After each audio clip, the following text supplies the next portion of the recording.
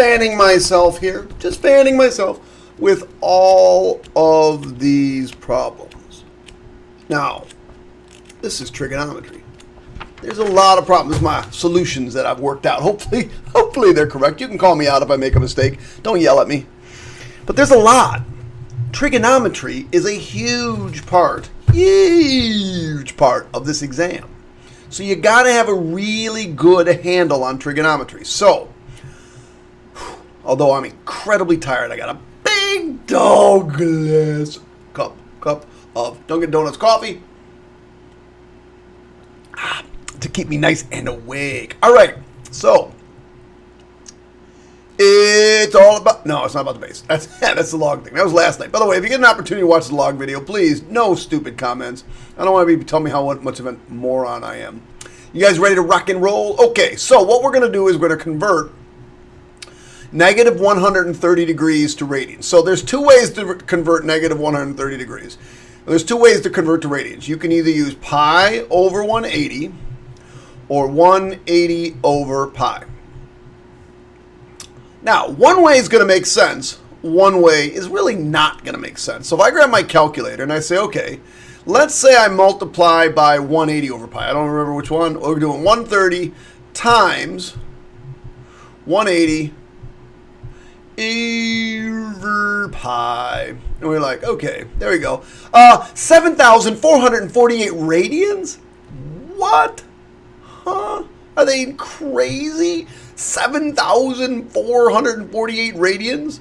Okay, so clearly that doesn't make sense. So the conversion to radians is multiplying by pi over 180. Now, this is really just negative 130 pi over 180. Now, if they didn't say this, I would just reduce that fraction. It would reduce to, obviously, negative 13 pi over 18. But since they say round to the nearest hundredths, what we'll do is we'll type that in the old calculator. So negative, I'm going to just type it back in the original. Negative 130 times pi divided by 180. There it is, negative 2.2689. So negative 2.2689, which is approximately equal to negative 2.27. I can't stress enough, kids, how important it is that you guys know how to round this stuff. Got to learn how to round this stuff. Okay, I forgot my early lecture. First of all, lecture 1. If you're doing these problems with me, that's a mistake. I know you think, well, I'm studying. I'm really studying. I'm just studying here. I'm just going to... No. What you're doing is watching a trained monkey, that would be me, do the work for you. I'm not a monkey, okay? I'm not your... you need to do these on your own and then check. Now, where do you get these? Very simple. You go to my website, which is... not available right now. Oh my gosh, I almost spilled my coffee. You were about to hear some serious cursing. So you go to mrkrausemath.com. It's real easy to get to. There it is, mrkrausemath.com. By the way, if you haven't gotten my flashcards, click right here in this red box. Click right here. It'll give you some very simple directions on how to get my flashcards. They are free. It is a free app. It is easy to use. Let me give you an example. I should have probably given you an example. If you've watched my other videos, fast forward because you've already heard me say this, but this is the first video you're watching because trigonometry is important. By the way, you want the new, make sure you get the new, and we'll just use flip cards. I'm going to do everything random and front side first. So how many of you all know what log x divided by y is equivalent to? Because if you don't know that, you can't do that problem. If you don't know that basic fact, you can't do that problem. It's log x minus log y. But did you know it? I did. I hit green. Do you know what function this is? Starts at a max, ends at a max, got a min in between. Oh yeah, that's just cosine. Oh, okay, I got it. Cosine of 240. Let's see, reference angle of 60 degrees. The cosine of 60 is a half. So it's negative a half because we're in the third quadrant. Oh, look how good I am. If the probability of something happening is 3/5, then the probability it won't happen is just they got to add up to 1, 2/5. So these are simple things, simple things you must know. So very simple, get those flashcards. Now, If you click here on Regents Review, don't go to Common 1, Common Core. That's for Algebra 1. But if you click on this Algebra 2 trig, this is where I have all of the Regents exams lined up for you. Boom, boom, boom, boom, boom, boom, boom, ready to rock and roll. Okay? I got those.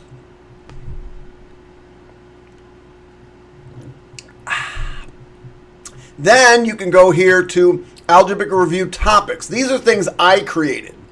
These are topics that I created. I got all these for you here. If you're not good with inequalities or inverses or binomial probability or binomial expansion, get the notes, click the notes, boom, click the notes, print them.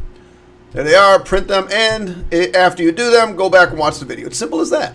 If you click on Algebra 2 Trig Questions by Topic, that's what I'm doing right now, you'll notice that I've got logarithms. I'm doing this one right here. This is the one I'm working on right here, so that's why it says video coming soon. Statistics, regression, solving systems of equations, factoring, probability, solving inequalities, and, oh, that one should say coming soon because I will be getting the math video up for miscellaneous. That's all the weird questions. All right, so there it is. Again, please don't come here thinking you're just going to copy everything. It's not going to work. All right, so we're in 2-point questions. We got to remember, I'm in a 2-point question. And here's this triangle, and I want to find the area. As soon as I see the word area, I'm going to pop over to my formula sheet, and I'm going to say, okay, formula sheet. There's an area formula of a triangle. It's really the only area formula you're probably ever going to use in this course. So I can say, okay, I'm going to use that formula. Oh, my gosh. So something annoying's happened. So I'm going to have to figure this out eventually. So annoying. Okay. So I know I'm going to have to use this area formula. I hate K, so I'm just going to write area. Nobody's going to cave. Nobody's going to care. Oh, I said I hate K, and my name's Mr. Krause, Mr. K. Oh, well, whatever. Area equals 1/2 A times B times the sine of C. Now, you can't just randomly pick numbers. You can't just say, well, I see a 15, I see a 31.6, and you know what? Let's just use the 37. Why not? What the heck? Sure. No, you can't. The two sides, these are the two sides, and this has to be the angle in between them. So if I'm talking about this side and I'm talking about this side, then clearly I'm talking about R. R, matey. Oh, gosh, I thought I was a poet, or I mean a pirate. So now we're just going to use that angle. So I do 1/2 15 times 31.6 times the sine of, I don't know it. I have no idea what that is. That's weird. Maybe I should use the law of sines to find it. Maybe I should use the laws of cosines. No! Matey! You're on a part 2 question. It's really bloody easy. You go over to your calculator. You take 180. You subtract off the 17. Then you subtract off the 38. And you say, okay, what's left over? Oh, 125. This has to be 125. So that's what we're going to use over here. So we'll do 1/2.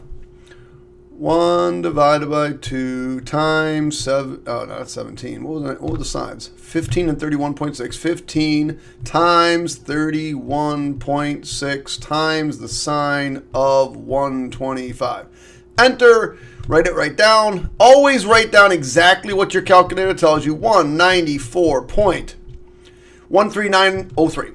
13903, and then round it to where this crazy test tells you. Remember, rounding is a huge deal. We're going to round it to the nearest integer, 194. There it is, buddied. All right. So, a few minutes ago, I was showing you my flashcards, and I said it's important to learn and to understand flashcards because if you know the flashcards, if you've got the things down on those flashcards and you got it lock solid, rock, now you don't have to know all of them, but you need to know most of them. If you got it locked down, then you get to a problem like this, and you're like, psst, dude, why don't you give me something I can't handle? I drink Dunkin' Donuts coffee, and I know my flashcards. And anybody that drinks Dunkin' Donuts coffee and knows their flashcards, this problem's baby. I could literally do this question in 10 seconds. I've talked about it longer than it takes to do. However, if you come in here and you go, yeah, that looks familiar. I kind of remember seeing that in class. I know. Oh, it's called cosecant. There's something about that. God, I wish I'd studied. What the? Cot? What's cot? Cot circle with a line in it? What does that mean? Well, if you're saying cot circle with a line in it, clearly just stand up and leave. Don't even bother going to the test because you're not going to do it, okay? It's not cot, it's cotangent. But if you come here with some information, with some knowledge, and you say, okay, I know that cosecant is 1 over sine theta. Ooh, that took 5 seconds. Sine squared is just sine squared over 1 times cotangent. Ooh, got to know something. Cosine theta over sine theta. And we want to prove that it's equal to cosine theta. All right, so we come through with our black pen. Kacham, gone, and the squared's gone. Kacham, gone, and then now the whole thing's gone. And I end up with cosine theta equals cosine theta. Yeah, that problem was that easy. Remember, 2-point questions, except for a couple of them that I'm going to show you today, should literally take you about 30 seconds each. Not long. But if you don't know those flashcards, if you haven't taken the time to study, kids, I don't know what to tell you. You know the old saying, you can lead a horse to water, but you can't make him drink. I can make these flashcards for you, and I can do all this good stuff for you, but I can't do the work for you. All right, freeze frame. Freeze frame. Well, all right, we're done. Let's move on. By the way, I don't know what happened. I don't know if I was on like some serious medicine or something. By the way, the last couple of weeks I have been on some medicine, but it's for something on my foot. Feet are gross, by the way, just in case we're wondering. Anybody want to know? Feet are gross. But anyway, this particular problem is probably on this packet 4 times. I don't know why, so every time you get to it, just go past it. So we need to convert from degrees to radians. Now let me just remind you, 180 degrees is equal to pi, which is really 3.14 radians. I've got 2.5 radians, so my answer should be less than 180. Somewhat less. By the way, just in case you're wondering, 360 is really equal to 2 of these pi things. Well, 2 of these things would be 6.28. So think about that. Think about what the answer might be before you start just, I had a couple kids that just grab their calculator right away and start, got attention letters in the calculator. The calculator's going to pop out right. Unless you write something down that's meaningful right here, the only thing the calculator is going to do is give you the middle finger and say, hey, dude, you got to put something in here that makes sense, man, or you ain't going to get it right. You know what I'm saying? By the way, it's a little weird talking to a camera. I'm just going to say that. So I think I have some problems, but it's a good thing I have problems with my coffee. All right. So it's not 2.5, it's just 2.5 radians. So we're going to write down the number 2.5. Now again, you'll remember, I've got 2 options. I can either use 180 over pi or pi over 180. Let's say we decide we're going to take this and make it pi over 180. That looks right. Sure. Let's go over to our calculator. And we'll go 2.5 times pi. Enter, divided by 180. I'm just doing this way. It's the same math. 0.40. Remember, this is now degrees. I now have 0.43 degrees. So 0.043. Was it 0.04? Oh my God, that's even worse. 0.40. That doesn't even make any sense. Who in the heck would turn in an answer like that? And then you, heaven forbid, you get that kid that says, okay, now DMS it. Okay. We'll just DMS this, and I get 0 degrees, 2 minutes, and I'm still going to get some kid that does it. I'll be like, 0 degrees, 2 minutes, and 37 seconds. What? Okay, so clearly that doesn't make any sense. Clearly, if 180 degrees is 3 radians, then this probably should be somewhere around maybe, 130 degrees, maybe 140 degrees. I don't know. So what you need to multiply by is 180 over pi. That's the conversion. So again, if you use pi over 180 and you get some stupid answer, flip it around and see if it makes more sense. Okay, that's the only thing I can help you with. So we're going to do 2.5 times 180 divided by pi. And we get 143.239. 143. 23944. 23944. Now we're gonna we're not gonna round this. We gotta round to the nearest minute. So we do have to DMS this sucker. So we'll DMS this, and we get 143. So 143 degrees minute. 143 degrees. 14 minutes. 22.01 seconds. Now you have to remember, what is the cutoff for rounding? The cutoff for rounding is 30 seconds, 30 minutes. So since this is just 22, my answer is 143 degrees, 14 minutes. Catching, moving on. Okay, I'm trying to move on, but it's not letting me move up. So we'll just do it this way. Oh, I forgot, son of a gun. This thing's gonna have to make me do this and then this. I don't know. Oh, somebody's getting her crushed. So I got to do this every page. So I apologize for that. I don't know what's going on. All right, so here we go. Woo, look at that problem, man. That looks like some serious fun. Yeah, baby. Man, that's some awesome stuff right there. That looks like crazy. And then there's the person that has no idea what about the flashcards and goes, not really sure about that. One of the flashcards says to you, what is secant squared x equivalent to? And you can say it's equal to 1 over cosine squared, which it is. But secant squared is also equal to, another thing you have to know, tangent squared x plus 1. It's also equal to this. And that's the one you're going to want to use. Now, you could use the other one, but I'm not going to because it takes much more work, and I'm going to confuse you doing it, so there's no reason to do it. So I'm going to replace secant squared, just this one.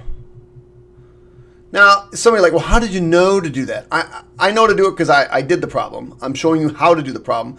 If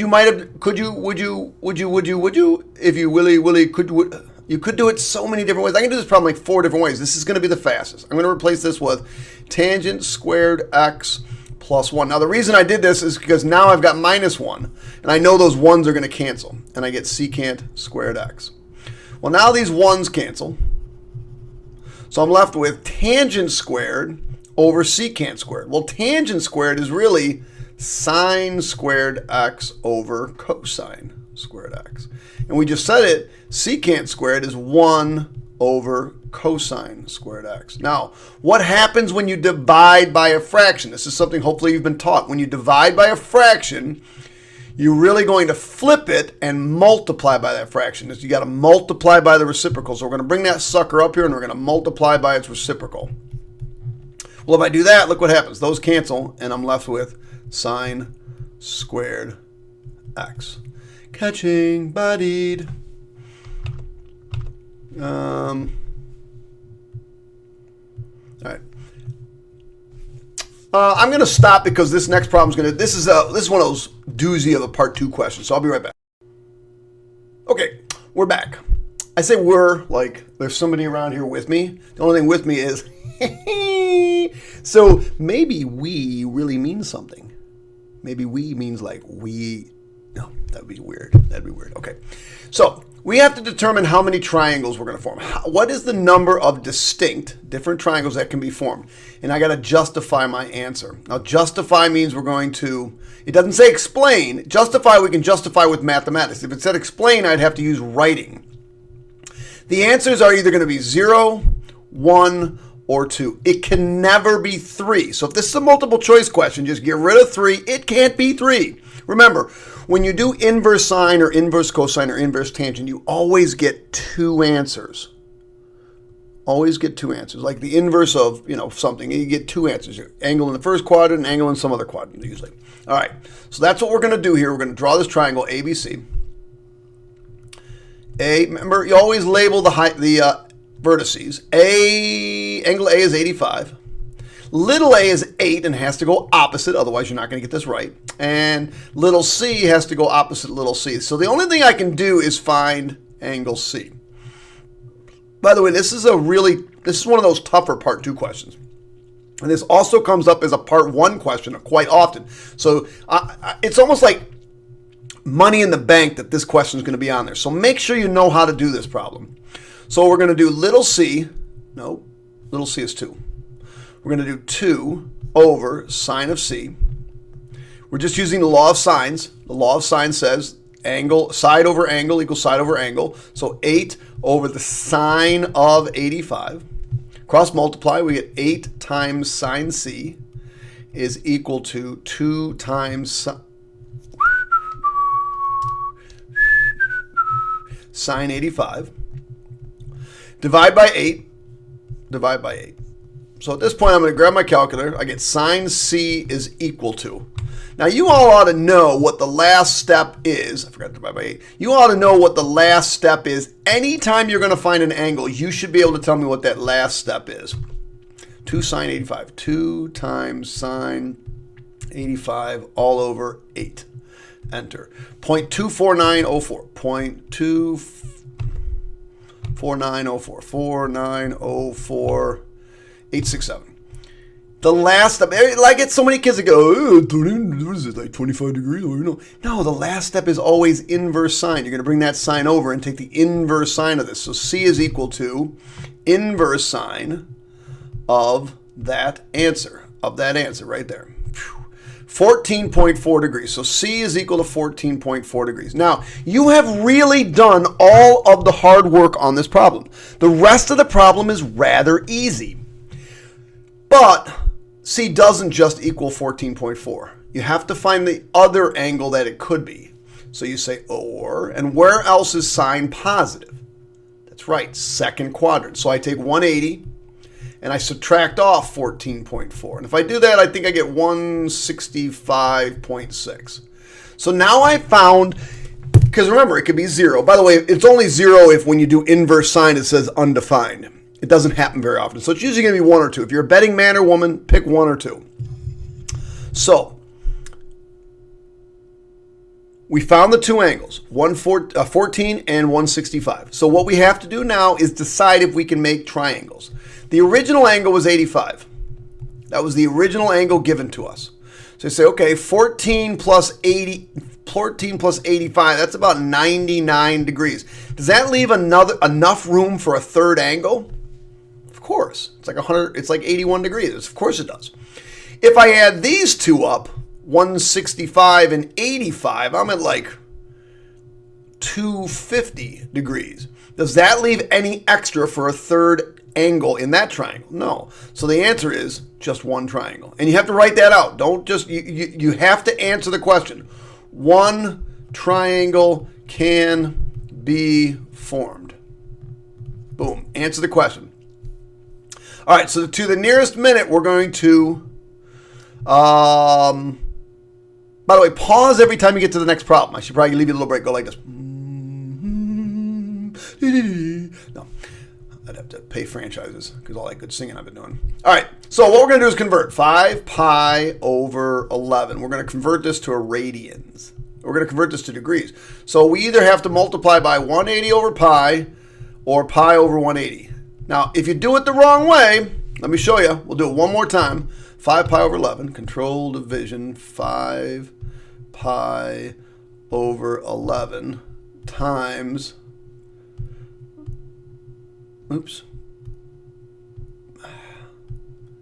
times control division. Oh my gosh, get off my screen. Okay.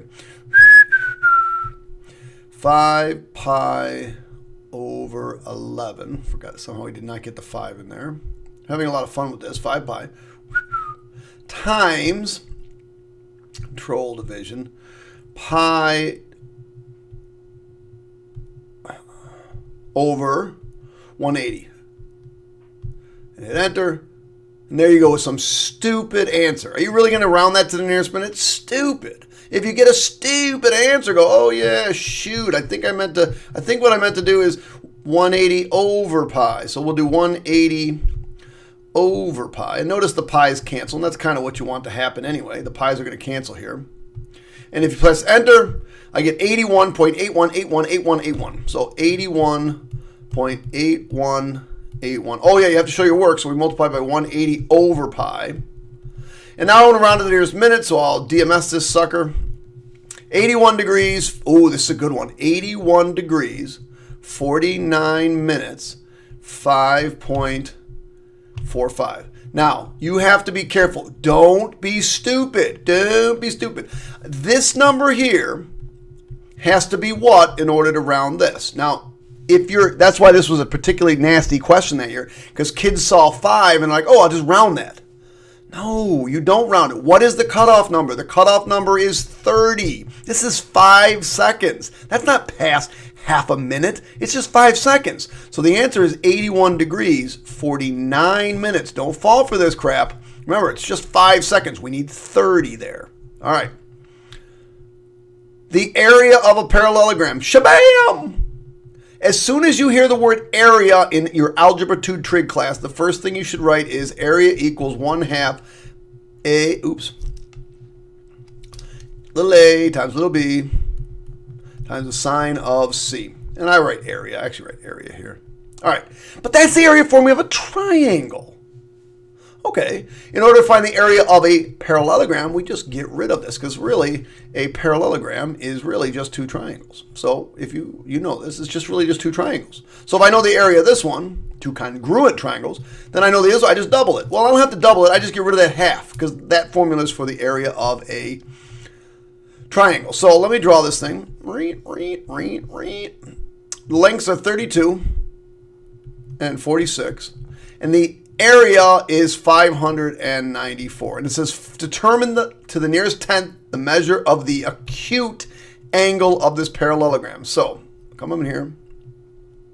It's a cute little angle. So what we'll do is we'll say, okay, I know the area. The area is 594.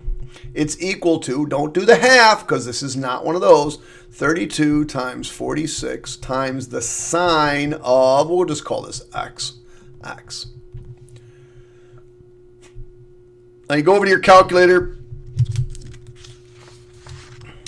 you type in, you just divide, we're going to divide by 32 times 46. I can type that in, 32 times 46. It's just easier this way. Control division, 594 divided by 32 times 46. You could have just figured out what 32 times 46 is. Press enter. I get that thing. So it's 297 over 736 is equal to sine x. Now, if you're looking for an angle, anytime you're looking for the angle, the last step is inverse sine. So what I got to do is go inverse sine of that answer. Control answer. And I press enter. Oh, 23 degrees, 799. So the answer is 23 degrees. Oh, 23 point, I didn't write it out. 23.799 degrees. And I want to round it to the nearest tenth of a degree, so my answer is 23.8 degrees. Yes. All right, I'll be right back. Well, we're already on problem 9. I mean, already, it's 30 minutes into the problem. All right, so good thing is that we've already done. See, there it is again, 2.5 radians. Same question. I'm not going to do it again. Oh, I got to change pages. Son of a gun. And then we got to go through this. There, click on this and do this. And go over here and click this. All right, here we go. Ready to rock and roll. Rolling, rock and roll. Again, if you don't know what these things mean, good luck. Ooh, that was fun. Anyway, here we go. Secant, that means 1 over cosine. Whoa, crazy girl. Sine is just sine. Remember, we really want to try to just convert everything to sine or cosine. Makes things easier. And cotangent is cosine theta over sine theta. And we want to prove it equals 1. All right. This cosine cancels that cosine. That sine cancels that sine. What am I left with? 1 over 1. So 1 equals 1. Bodied. That's it. You're like, dude, seriously? That's all I got to do? I can do it. Find the area of a rhombus. All right, a rhombus is just a square that got pushed over a little bit. It said the side is 6, but remember, if it's a rhombus, all sides are 6. And it said the area and the angle is 50. So as soon as I see area, I write down that area formula. I know it says K equals. I hate K equals, so I just write area equals 1/2 A times B times the sine of C, but it is not a triangle. You don't even have to write that 1/2. You know it's not a triangle. Don't put the 1/2 there. So now I just go area equals 6 times 6 times the sine of 50. All right. 6 times 6 is 36 times the sine of 50. Hit enter. 27.577. So that area equals 27.577. 599. Rounded to the nearest tenth of a square foot. I cannot tell you guys what 8% of this silly test is on whether or not you can round correctly. Tenth of a square foot. 27.6. There it is. Done. All right, you should pause while I take a little drink of my coffee, read this question. All right, I'm back with you guys. Here we go. Find the length of the arc. So I know you've all been taught the arc length formula. You probably taught it last year in Common Core as well as this year. I know you, and you should have it down memorized. But if you're not a flashcard fanatic or you're just too doggone lazy to learn stuff, just go on by. Go to your counseling office and say, Mr. Krause said I have to come down here to study, to sign up for summer school. I was kind of hoping to have Mr. Krause for a teacher in summer school because that'd be kind of cool because he's kind of cool. No, I'm not from anywhere near Rochester, New York, so I guess I'll just go to my summer school, man. Or you can learn. Oh, yeah. There's two very important things you got to remember about this. And it's a 2-point question. Should take 15 seconds to solve. But you have to remember two things. The first thing is the formula. S equals theta R. S equals theta R. The next thing you have to remember is theta must be given in radians. In this case, it is not given to you in radians, so you have to convert it. We've already done conversion a couple times. I'm going to do it right here in the problem. S equals, I should write X because they want us to call it X. So the arc is X equals 83 degrees, 50 minutes. Now I got to convert it. So to convert it, I'm going to multiply by pi over 180. That's the conversion to radians. Times the radius of 12. That's it. Go over to the calculator. Let's type it in. So to get the degrees, minutes, seconds on this calculator, you got to come in here, click on that second one. So it's 8350 times control division pi over 180 times 12. Now make sure your answer makes sense. Let's see, 83 degrees, 50 minutes times pi over 180 times 12, 17.558. X equals 17.558, rounded to the nearest tenth. All that cool work, and if you don't round it properly, you get a 50%. I know it's brutal. Take care of precision. Be good. 17.6. There's the nearest tenth. Boom. Solve algebraically this one.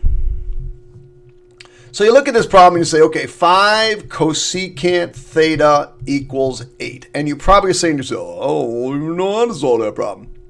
So I'm going to remind you, anytime you are looking for an angle, here it says find to the nearest degree. Anytime you're looking for an angle, the last step is inverse whatever you got. Inverse secant, inverse cotangent, inverse cosecant, inverse tine, inverse cosine, whatever it is. In this case, I got cosecant. So eventually my last step is going to be inverse cosecant, but you have to get this isolated. So I just divide both sides by 5. Divide by 5, divide by 5. Remember, it is a 2-point question. It should take almost no time to solve. 8 divided by 5. Now, the last step is inverse cosecant. So you're going to bring this over here, and you're going to say theta is equal to, and you're going to come over your calculator, you're going to go trig, inverse cosecant, 8 divided by 5. 8 divided by 5. Enter. 36.68. 36.68. 2187 to the nearest degree. The answer is 37 degrees. Boom. That's it. That's all she wrote. All right. Got to go to the next page. And then I got to do this. And then I got to do this. And then I got to do this. And then I got to do this. And then I got to do this. And then this.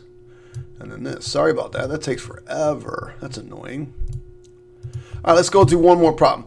So express as a single trigonometric function in simplest form for all values of x. So whatever I come up with, I got to do it in simplest form. So I'm just going to go through. Now, when you go through these, try to replace them with sine or cosine. If you don't know what they are, I wonder what you're going to do. Flashcards, bro, or bronesis, or you, or whoever you are in my class. Study. I got kids, seriously, not even quizzes on this stuff, not even studied them. Sort of embarrassing. So we're going to do cosine over sine. That's cotangent. Sine is just sine x over 1, all over secant, which is 1 over cosine x. Okay, these signs cancel. See ya. So what I have here is cosine x over 1 over cosine x. Now another way to write this is cosine x over 1 divided by 1 over cosine x. But so whenever you divide by a fraction, you really just bring it up and flip and multiply. So I'm going to multiply by cosine x over 1. Cosine x times cosine x is cosine squared x. Done. A ranch in the Australian outback. So this is a tough question. I got this one starred for some reason. I think it's a pretty tough question. Is shaped like a triangle ace. Yeah, this is a real life problem. A, C, E. It says that angle A is 42. It says that angle E is 103. It says that AC is 15. And the question says find the area. Okay, that's easy. I just do area equals. As soon as I see the word area, I'm writing this formula. 1/2 A times B times the sine of C. Now, A and B have to be two sides, and C has to be the angle in between them. I don't even have two sides. I got to find another side, because the only way this thing's going to work is if I have two sides. So I actually have to go do, this is a kind of a pain problem. I actually have to go do a little bit more work on this one. I have to go find a side. It doesn't matter which side you find. I'm going to find, actually, yeah, it doesn't really matter. I'm going to find this side. So I'm going to do x over the sine of 42 is equal to 15 over the sine of 103. We're going to cross multiply, so I get x times sine of 103 is equal to 15 times the sine of 42. Now the reason this is not a bad problem is because I don't have to do inverse sine. I just got to start typing numbers in my calculator. Divide by sine of 103. Come back to my calculator. I go control division, 15 times sine of 42 all over sine of 103. Enter. 10 point. Now this is not your answer. Because this is not your answer. By the way, if you didn't find this side and you found the other one, it would be 8.8299. So if you got that, that's cool. So if you did this problem and you found this side, that's cool. It's 8. This one should be 8.299. So if you did this problem and you got that, great shape. So now I get x equals 10.397, 10.397, so on and so forth. So that's what this is, 10.397. All right. So now I think I got enough information to do the formula. I'm going to do area equals 1/2. Now the two sides are A and B. I've got them now. So that's 15 times 10.397 times the sine of, now which angle should I pick? Should I pick 103? Should I pick 42? You should not pick either of those. These are the two sides we're using. Right here. These are the two sides. So because those are the two sides, I have to use this angle. Since these add up to 145, that missing angle is 35 degrees. Just take 180 and subtract those.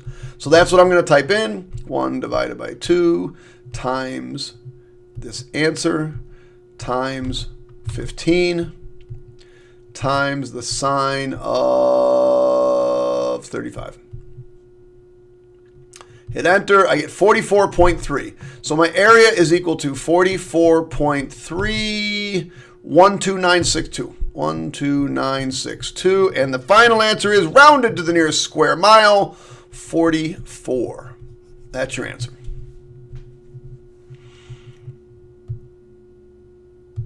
I'll be back. I don't even think we're halfway done, and we're on 40 minutes already. So, woo, we got to get moving here, Krause. All right, 3 radians. We're going to convert it to the nearest minute. So you're going to take 3. Do you remember? 180 over pi. Now your answer, 3 radians, isn't that really close to 3.14? And 3.14 is 180 degrees. So this one ought to be pretty doggone close to 180 degrees. I'm guessing like maybe 175. So I take 3, I multiply by 180 divided by pi, and I get 171.887. We got to round it to the nearest minute, so let's DMS it. 171.53. 171.53 minutes, seconds, and then 14.4. 14.4 seconds. Now, this is the cutoff. It's not 30, so we're not rounding this up. So our answer is 171 degrees, 53 minutes. Done. All right, so when I'm done with this, somehow I should end up with something that looks like sine. I don't know. So we're going to distribute. So I get cosine theta times secant theta minus cosine squared theta, because I just distribute. Okay, well, secant is really 1 over cosine. So I get 1 over cosine times cosine minus cosine squared theta. All right, well, these cancel. So I end up with 1 minus cosine squared theta. Now, quite honestly, if you just wrote down that that's equal to sine squared theta, you'd be done. But if you don't remember it, you do must remember that sine squared x plus cosine squared x equals 1. Anytime you have a 1 and you're dealing with trigonometry, cosine squared plus sine squared is equal to 1. So I'm going to replace this 1 with cosine squared x theta minus sine squared, or plus sine squared theta minus cosine squared theta. I'm just replacing this 1 with cosine squared plus sine squared, because that's what it's equivalent to. The cosine squares cancel, and I'm left with sine squared theta. 2 sides and the included angle of a parallelogram are that. Find the exact area. Do you know what the words exact area mean? You're about to find out. 18, 22, 60. We're going to find the area of this parallelogram. Now, it's an area of a parallelogram, not a triangle, so I'm not even going to bother to write the half because it doesn't belong in this problem. There he goes. So 18 times 22 times the sine of 60. Now, if you type that in your calculator, doggone it, get off my screen. If you type that in your calculator, 18 times 22 times the sine of 60, you get that. Now, even if you write down all those decimals, you're still wrong. It's still wrong. You can't do it that way. Not going to happen. The problem with it is it says it wants the exact answer. So the problem with it is you can't put in the sine of 60. You got to know what the sine of 60 is. So I can do this, 396. So I know it's equal to 396 times. Now, if you don't remember what the sine of 60 is, and that's fair game, you come over here and you say, okay, I'm going to do the sine of 60. And you get like 0.8660. And then you go through all of the fractions you know. Well, 1/2 it's not. Is it the square root of 3? Nope. Is it the square root of 2 divided by 2? Nope. Is it the square root of 3 divided by 2? Oh, there it is. It's the square root of 3 over 2. Oh, okay, now I remember. So if you don't remember, just go over there. Now you have to know what those fractions are. You're going to multiply by the square root of 3 over 2. Now, since it's set in simplest form, we just have to simplify this by cutting 396 in half, because this is really over 1. So 2 goes in here 198 times. So my answer is 198 square roots of 3. Now I can check that. Do 198 square root of 3. And I get 342. And is that what I got up here? Yeah, 342. Same number. So I'm good.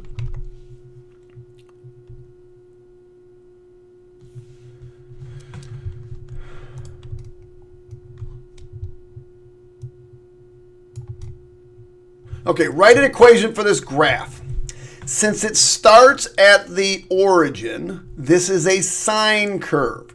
Since it's going down first, it's negative. So we're going to write y equals. By the way, if you do not write y equals, you just lost 1 point out of 2. You're going to have 50% on a problem because it said write an equation. It didn't say write an expression. It said write an equation. So you have to write that whole thing down. By the way, you could write f of x. It doesn't really matter. Equals. So because it's going down first, we're going to choose negative. Well, how much does it go down? It goes down 3. So down negative 3. It's sine x. Now the midline is just 1 here, so it's not going up or down, so I don't have to add anything at the end. But I do have to look at the frequency, because remember, oops, it should be just sine. Remember, we have to decide how many full curves. The number here goes how many full curves in 2 pi. So I can finish 1 full cosine curve in pi. So that means in 2 pi, I would finish 2 of these. So I have to put a 2 here, and that thing's the frequency. There's your answer, kids. Express the exact value of cosecant 60. Okay, so again, we're back to exact value. No calculator. Now, you can use your calculator to check your answer. Certainly, great idea, but you can't use it to solve it. So we're going to write down cosecant 60. Now, a weak-minded child would just say, psh, that's not going to happen. But another student might come by and say, okay, wait a second. Isn't cosecant really 1 over sine? Or isn't it just the reciprocal of sine? So then I say, okay, what is the sine of 60 degrees? Now, we just went through that whole thing. Again, it's 0.8660. When you do all the radicals, you decide, oh, yeah, that's really just square root of 3 over 2. Well, if the sine of 60 is the square root of 3 and cosecant is just the reciprocal of that, then cosecant of 60 is just the flip of that, 2 over radical 3. But it did say with a rational denominator, so I can't leave this radical 3 down here. So I'm going to multiply by radical 3 over radical 3. You should know how to rationalize a denominator. In the numerator, I get 2 radical 3, and the denominator, I get 3. And there's your answer right there, 2 radical 3 over 3. Now, if you don't believe me, you come over to your calculator and say, somebody's like, how do you use your calculator? Check this. I heard you, man. You do cosecant 60, and you're going to get some obnoxious decimal. Okay, I don't know what I just did. Cosecant, that's really just obnoxious. Cosecant of 60, and you hit enter, and you get that. All right. Now you're going to do control division, 2 square roots of 3 all over 3. Oh, look, exact same decimal. And that's when you come over here and you go, you can write to teacher a little note. All right, there's the 2.5 radians again. I told you, it just keeps cropping back up. All right, so this is kind of a dumb question, so I'll just do it really quickly. It says, starting with this, somehow figure out how this came about. All right, I'll just do that. In order to get secant, I need 1 over cosine squared a. So I'm just going to divide. If I divide that side by cosine squared a, I got to divide everything by cosine squared a. Well, what is sine over cosine? Oh, it's tangent squared a. Plus, what's cosine squared over cosine squared? 1. And what's 1 over cosine squared? Secant squared x. There it is, done. I told you it was kind of a dumb question. Whatever. Page 6, done. Good news is the less problems per page coming up, especially when we get the 4-point questions. All right, we need to solve this thing. Wait, hold on a second. Let me write it. 2 tangent c minus 3 equals 3 tangent c minus 4. Okay. I want my tan to be positive, so I'm going to subtract this 2 tan here. 2 tan. Oh, subtract 2 tan c. So I end up with negative 3 equals tangent of c minus 4. I'll add the 4 over, and I get tangent of c equals 1. So when does tangent of c equal 1? I would hope that by now most of you would memorize that that's 45 degrees. But if you don't remember, just always remember this. The last step is always inverse. So inverse tan 1. And you get 45 degrees.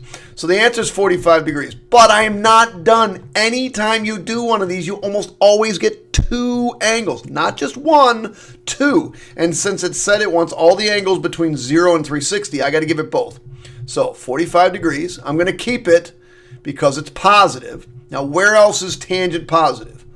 All students take calculus. Oh yeah, tangent's positive in the 3rd quadrant. And to find this one, I do 180 plus 45. So the other angle would be 225 degrees.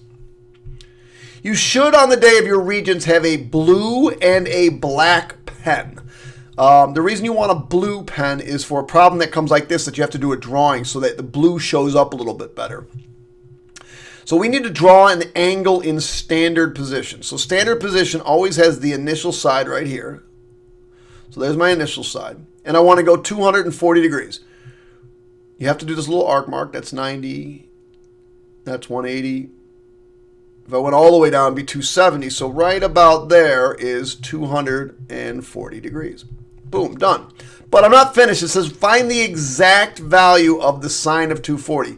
Well, we're in the 4th quadrant. So I know it's negative. It's got a reference angle of 60 degrees because it's really 60 degrees away from here. So that would be radical 3 over 2. Now, if you don't believe me, come over to your calculator and go sine of 240. Oh, there's that 0.8660. We've already talked about that before, and there's a negative out front. There it is.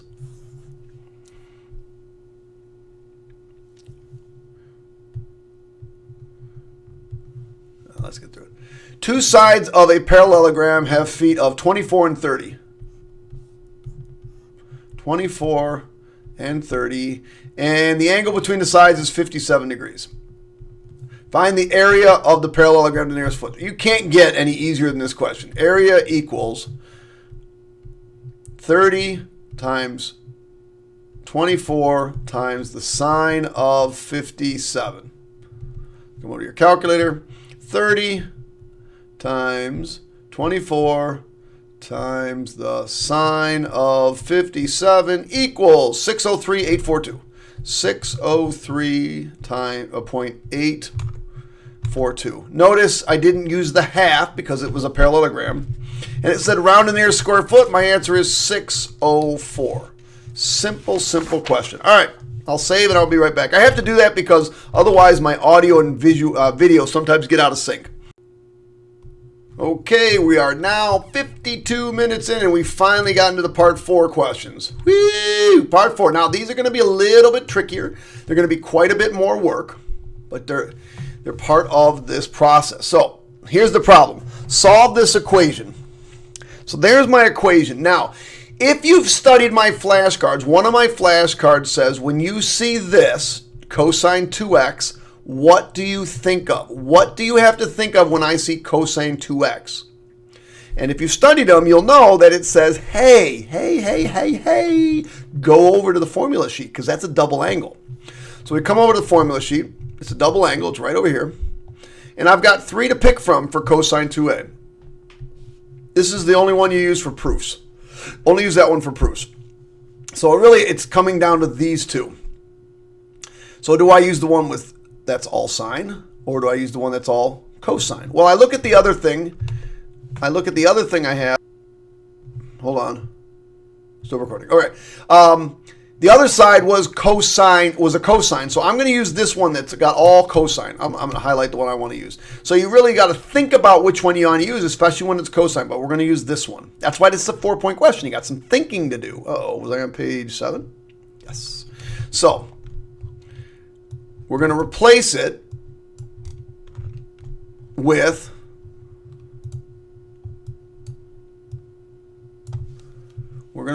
this with 2 cosine squared x minus 1 equals cosine x. All right, now I have a quadratic to solve. That's why this is a 4-point question. So 2 cosine squared x minus cosine x, I just brought this over and it's got to go in the middle, minus 1 equals 0. The factoring here is rather simple, But I'm going to factor it, and then I'm going to show you how to use your calculator to check. So you go 2 cosine x and cosine x. There's really only one way to multiply to 1 when you're using whole numbers, and that's 1 times 1. Oops. Since they want to add up to a negative, this one has to be negative, and this one has to be positive. So when I do that, this one gives me 2 cosine x plus 1 equals 0, or cosine x equals negative 1/2. And this one's cosine x equals 1. But I'm going to check this just to make sure I did this right, just to make sure I got this right. So I'm going to go menu, 3, 3, 1. And sorry if you don't have this calculator, you really just can't do this. I'm going to put the leading coefficients in 2, negative 1, 2, negative 1, and negative 1. And hit enter, enter, enter. Negative 1/2 and 1. Perfect. All right, so I've got that down. So now let's talk about 1. Anytime you get a 1 or a 0, you want to draw the cosine curve. This is the way I've taught my kids to do this. Where does cosine equal 1? It equals at 0 degrees and at 360 degrees. So that appears to be two of my answers, 0 degrees and 360 degrees. When does cosine equal a half? Well, if you don't remember that cosine equals a half at 60 degrees, then go do it in your calculator, but it's 60 degrees. The answer is 60 degrees. But it's not a half, it's negative a half. And cosine is, all students take calculus. Cosine is positive over here, so we need to find the two angles in the second quadrant and the third quadrant. So in this one we do 180 minus 60. This one we do 180 plus 60. So my two answers are 120 and 240 degrees. So I've got all four of my answers, but there's one last thing you got to check. And that's here, right here. Do you see how it says not equal to 360? So we can't include 360 as one of our answers. Had it had this equal to, I'd have to include that 360. So just be careful. It's a 4-point question. So make yourself look professional. We know it's 0 degrees. We know we've got 120 degrees and 240 degrees. And those are your three answers. All right, moving on.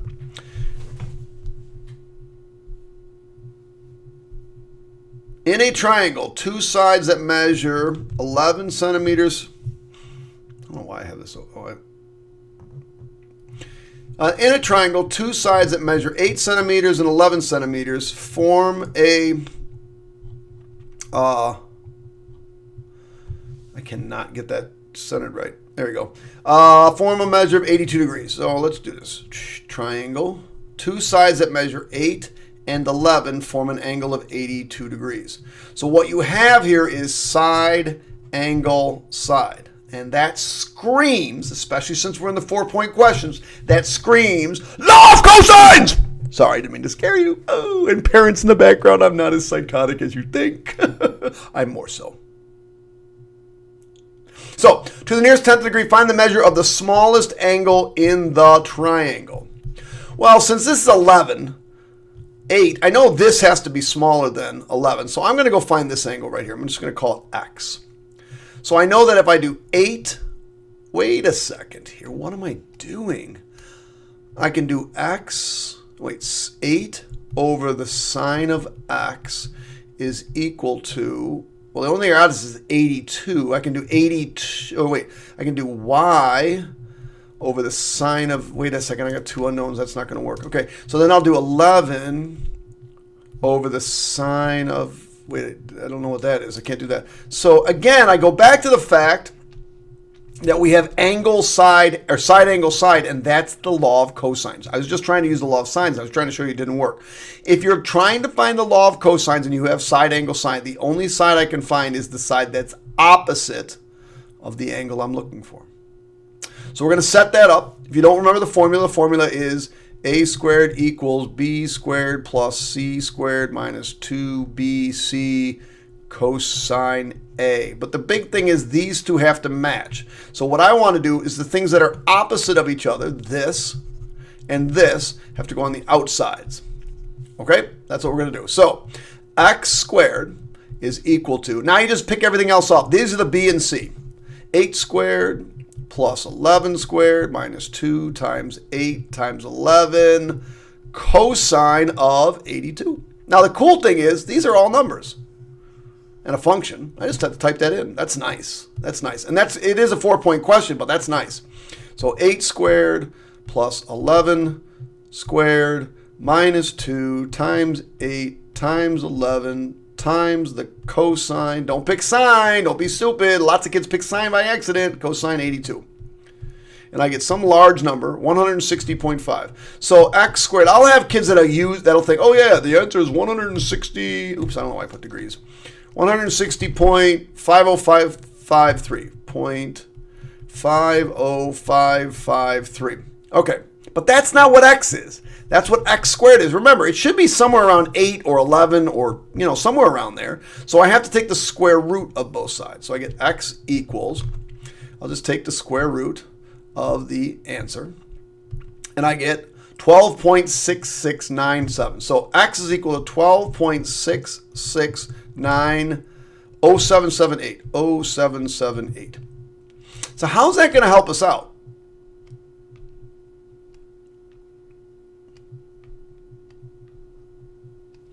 So now I know that this thing right here is 12.66907778. Now this is a 4-point question. So there's probably, instead of just one thing to do, there's going to be 2 things to do. And the second thing I got to do is the law of sines. So I'm going to take this 12. Don't round this. I know it says round to the nearest tenth. Don't round it.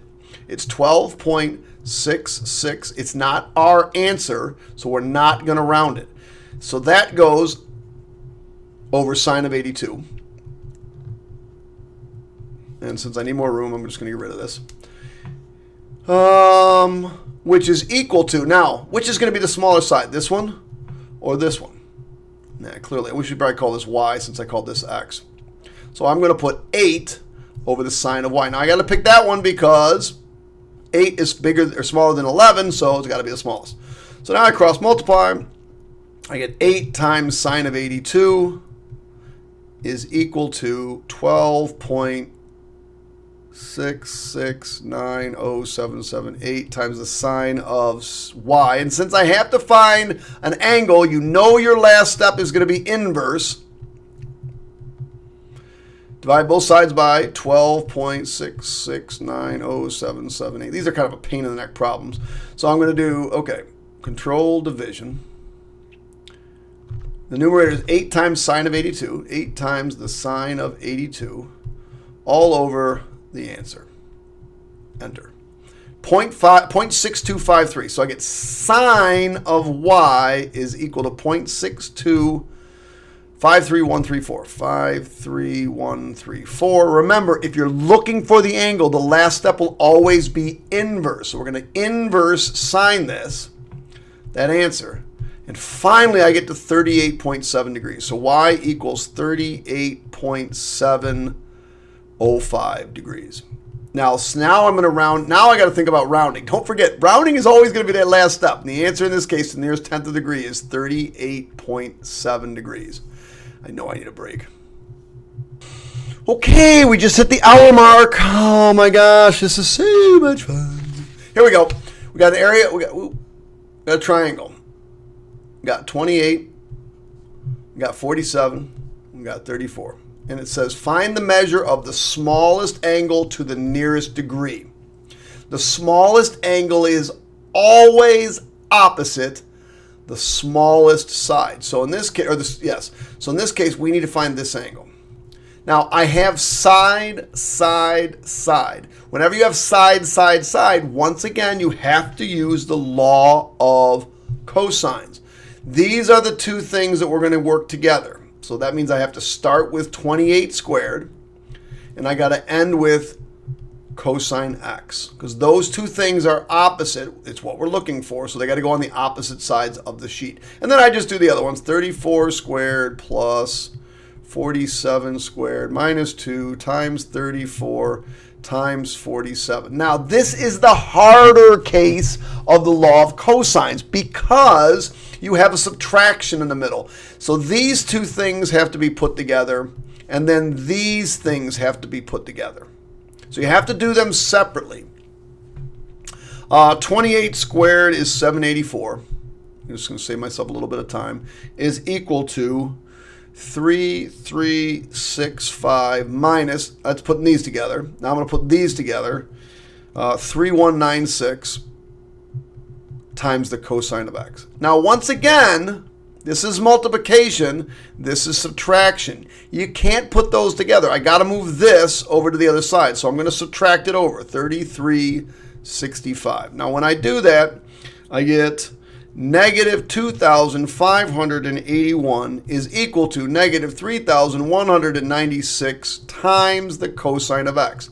I still want to get this all by itself, so I'm going to divide by negative 3196. Divide by negative 3196.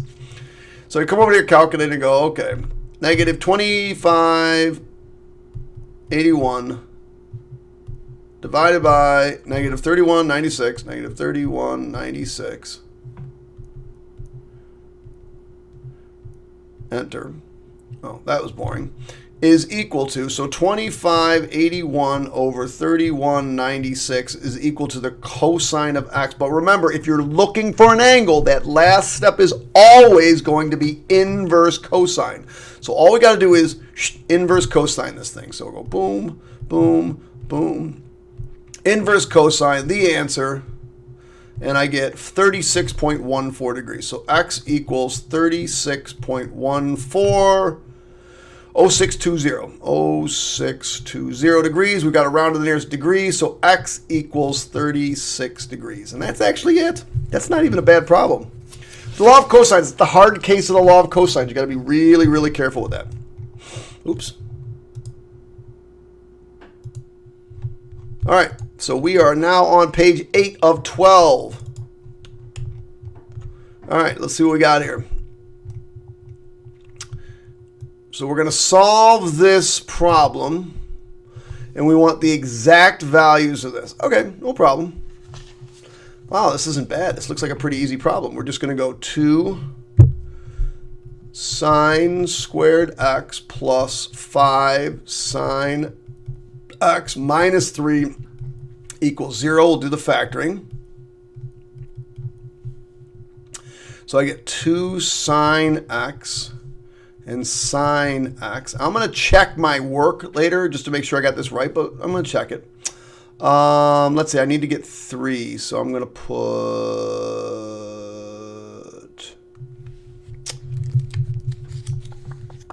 I think 3 goes here and 1 goes here. I'll make this a positive and I'll make this a negative. Okay, and that means I get sine x equals 1/2 and sine x equals negative 3. Now I'm going to check it just to make sure I got this right. I'm going to check to make sure these answers. So I'm going to come over to my calculator. I'm going to menu 331 this.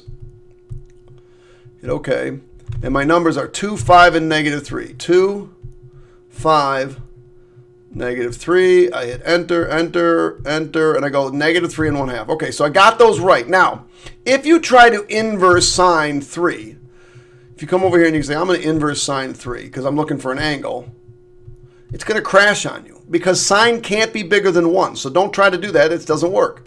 Okay? So this one doesn't give us answers. Now, when does sine equal 1/2? If you don't know when sine equals 1/2, you just come over here and you go inverse sine of 1 divided by 2 and pops up 30 degrees. So I know my answer is 30 degrees. Now remember, you have to always get 2 angles, not just one angle, but 2 angles. So 30 degrees in the first quadrant. Let's see, all students. Okay, sine is also positive in the second quadrant, and that would be 150 degrees. You do 180 minus 30, 150. Now that seemed really easy. So my answers are 30 degrees and 150 degrees. Wow, that's like the easiest 4-point question I've ever seen. Except you just got 3 points out of 4. Now this is tricky. I'm going to go back to the directions. You just got 3 points out of 4. Be careful. I'm going back up the directions, and what I'm going to point out to you is this right here. This says your answers must be between 0 degrees and 2 pi. That means to you, those answers need to be in radians. These aren't between 0 and 2 pi. Those are 30 degrees and 150. I have to convert them to radians. That's how you get that last point. So you have to take 30, multiply it by pi over 180, and it gives you pi over 6. And then you have to take 150, multiply by pi over 180, and you get 5 pi over 6. So to get full credit for this, and the only way to get full credit for this is to have the answers in radians. Yes, I know, that was a tricky question. Just be careful. This one, however, is easy. Sis wants us to write the equation in this line. If you need to pause, go ahead. Oh, how'd you do? I hope you did okay. Great. Nice job. The first thing we're going to do, anytime you're going to find what a thing is, you want to find the midline. The midline is halfway between here. So if you notice, halfway between is right here. And that's the midline. That goes right here at C. So I know that C is equal to positive 1. I just got to figure out what B is, and I got to figure out what A is. All right, so I figure out what B is, or I figure out what C is. A is the amplitude. A is how high this thing's going up. How high is this thing going up? Oh, that's 3. So A is 3. Now, the final thing you have to figure out is this B right here.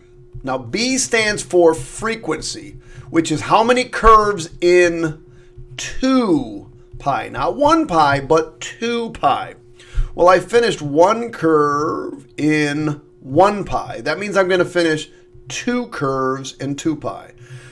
And so my final answer is 3 cosine 2x plus 1. And if you write that, you only got a 3 out of 4. Because it did say write an equation. It didn't say write an expression. So you write an equation, you have to do y equals. All right. That's pretty easy. The two sides of a parallelogram are 20 and included angles 48 degrees. Find the length of the longer diagonal. So 48 degrees. We're going to try to draw an angle that's 48 degrees. So right, that looks like 48 degrees. One longer than the other. So 27 and 32. Now, I hope you can visually see that this is longer than that. So we need to find that long one. It did tell us this is 48. So if I go through and I draw in this thing, does that line appear in any triangle that you can use? It does not. So that's what makes this a 4-point question. You got to say, okay, I can't use this 48. This 48 is almost useless except for the fact that it will help me find this angle. And remember, any two angles next to each other in a parallelogram add up to 180 degrees. So this has to be 122? 132? 132. 132 degrees. Sorry, I had a little brain fart right there. That's the 132 degrees. Now I'm going to transfer that 27 over. Boom. And it says, find the length of the larger diagonal, x. So I have side, angle, side, and side. Anytime you have two sides, except if it's ass, anytime you have two sides, it's going to be the law of cosines. So we're going to use that 4-point question. Law of cosines says these two things have to be opposite of each other. So that means I have to start out with x squared, and I got to end with sine of 132. Sine. How about the law of cosines, you loser? Cosine 132. And this was, how much was this? 32? Okay, so I just type them in. 32 squared plus 27 squared minus 2 times 32 times 27. I'm ready to rock and roll. Punch those suckers in my calculator. 27 squared plus 32 squared minus 2 times 27 times 32 times the cosine. Cosine, don't hit sine. Cosine of 132. Use them all. You got to have them all. And it's all numbers. Just type it in. Enter. This is the easy case when you're not looking for an angle. This is the easier case. By the way, your answer should be bigger than 32 or 27, but it shouldn't be 2,909.25768. 25768. Remember, anytime you're doing this, the last step is going to be taking the square root. So I end up with x equals the square root of that, which is 53.937. 53.937. Remember, that last step is always rounding to the nearest centimeter. My answer is 54. Page 9, kids. We're almost there. laser. Oh my God. Oh, this looks like fun. Let me give you some hints about these because these can be a little bit daunting. There's one on here that's just like, whoa. You wait to see it. It's going to be fun. Okay. I know I said okay like a million times. That's only because I have way too much coffee in me right now. We have 1, 2, 3, 4, 5, 6, 7, 8. Holy crap, there's still 10 questions left. Oh my gosh. What did I get myself into? I knew I had to get this one done, but man, I did not know this one was going to be that long. All right. So look at us holding this whole thing. I hope you read it. I hope you tried this on your own. Now, if you need a hint, here's a hint. And then I want you to go back and pause it again and try it on your own. The hint is find all the angles. Just go through and find as many angles as you can. And if you want, I'm going to do that now. Hit pause, come back, and I'm going to show you all the angles, and then maybe you can try it again. So hit pause, come back. So these two have to add up to 90, so this is 43. This is 90 and this is 15, so this angle here is 105. Let me write that better. 105. Because that's 90 plus 55. And then if you add up 105 and 43, and then this would, and subtract it from 180, this would have to be 32 degrees. So if you got those, great. Now maybe stop. And try it on your own again.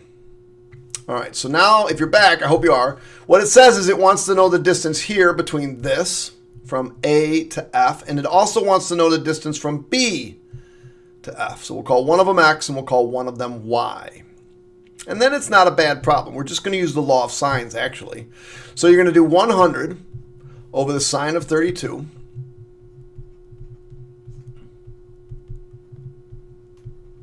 Is equal to, if I want to find x, x is opposite this whole angle right here. So sine of 105. And as long as you have 3 of the 4 things, you can use law of sines.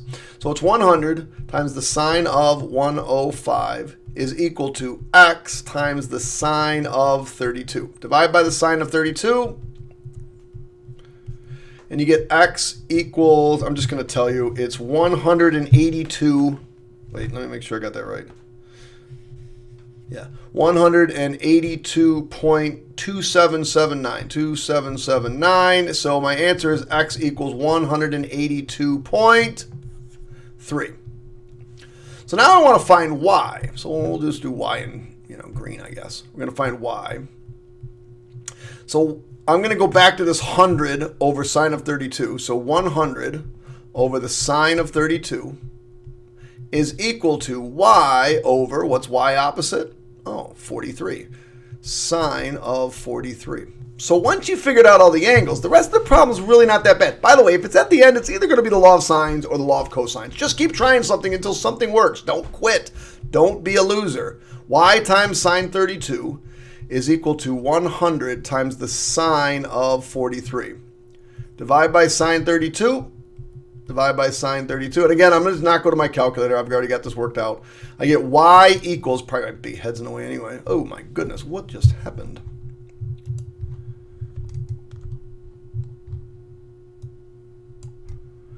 I get y equals 128.69, 128.69, dot, dot, dot, dot, dot. So I round that to the nearest tenth. I get y equals 128.7. Those are your 2 answers. I hope you got those. If you didn't, you got to keep trying harder.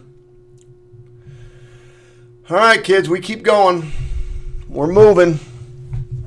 The measure of the angles between the resultant and 2 applied forces are 60 degrees and 45 degrees. So if I see the word forces, and that's one of my flashcards as well, if you see the word forces, 2 applied forces, the first thing you're going to do is draw a parallelogram. And it says the measure between the resultant, so I have to draw in the resultant. The resultant is right here.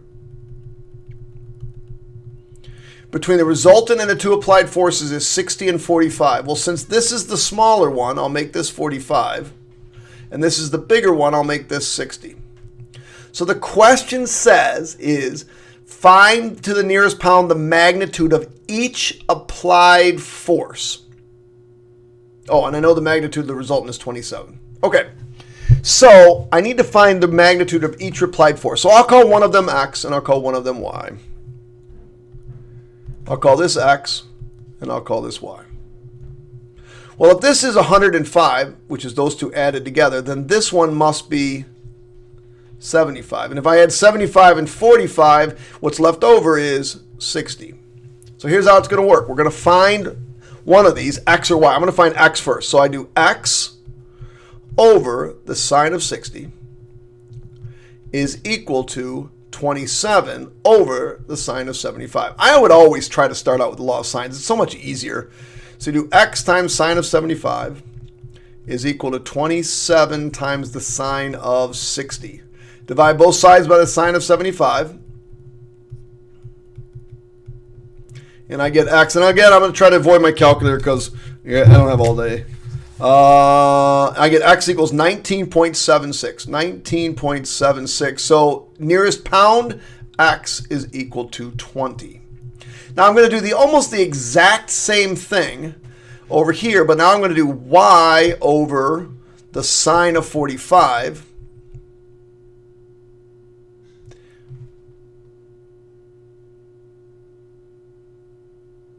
Oh, shoot.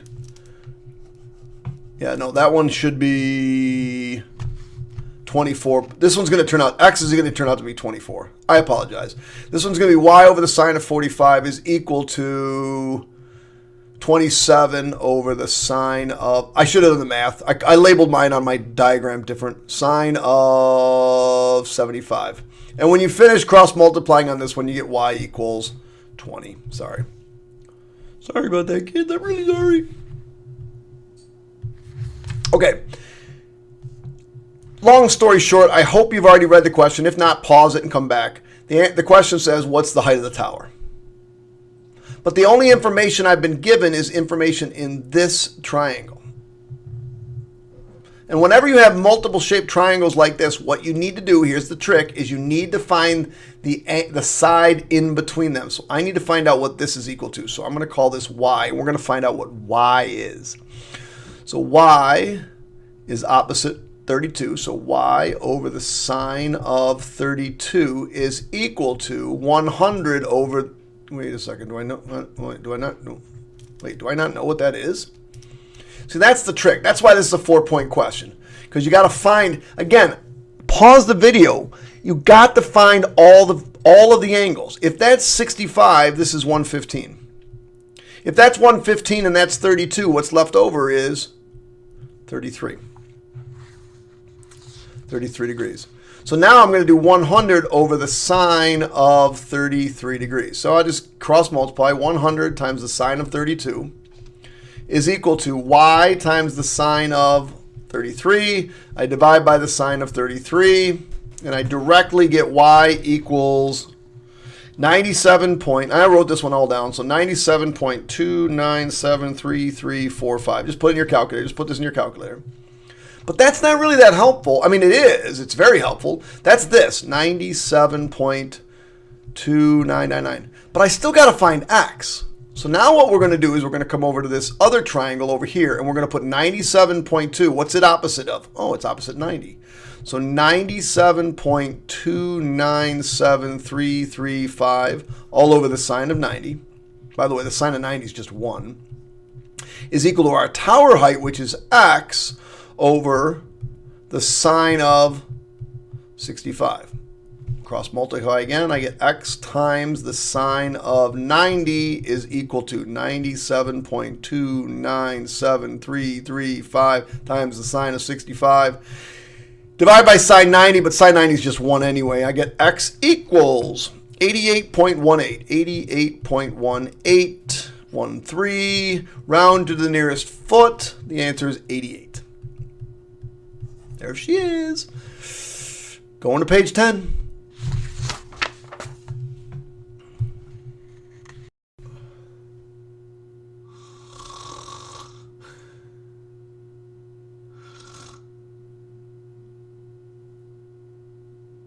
Oh my God. Oh, we're back. Are we recording? Did you guys hear me snoring? Was I snoring?